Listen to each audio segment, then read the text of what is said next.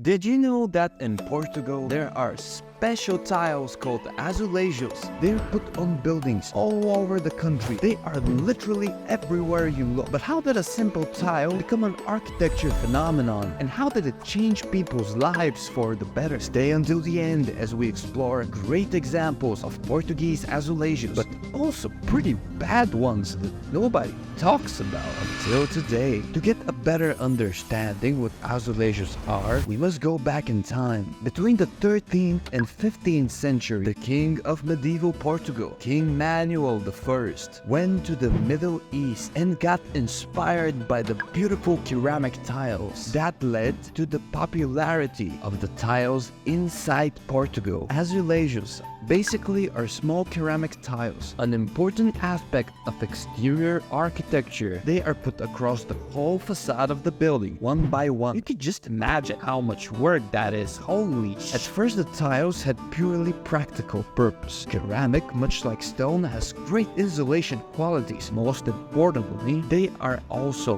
vapor resistant. Portugal is a seaport country with a lot of bodies of water and a lot of vapor. Putting normal insulation in Portugal is a big no-no, unless you want mold like that. However, after a while, people found out other uses of the azulejos. They started painting on them, turning them into an expression of art. The most iconic tiles are the blue and white ones, which became popular in the 17th century, inspired by the Ming Dynasty porcelain from China.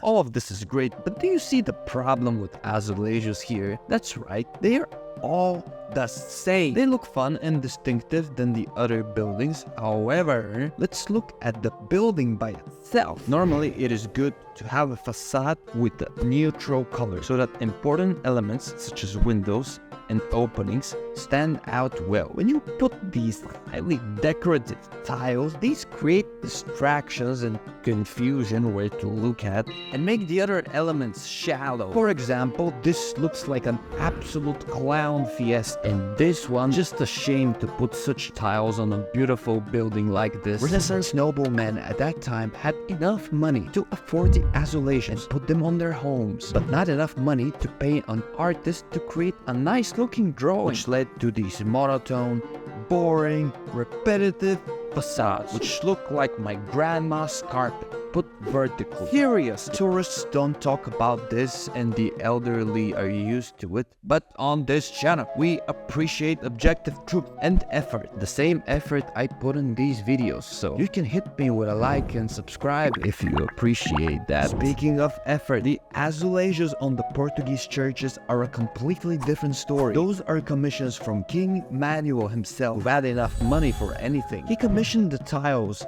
as a white background for beautiful drawings to be painted on top, blue color, much like the Chinese porcelain style we talked about. The paintings show important events of Portuguese history. The best examples include the Church of Santa Cruz in Coimbra, the train station in Porto, and the Carmelitas Church's wall, also in Porto, and many more. That costs a fortune though. If you put azulejos on your home, instead of putting 1,000 shitty ones, please just put few that actually look good, like this home or this wall. It makes a huge difference. Whether good or bad, however, the colored tiles in Portugal should be preserved and cherished. They are an architectural, cultural heritage, reminding us of what the past holds. There are many more fascinating facts about a city life. If you want to check it out, I'll be around, so see ya.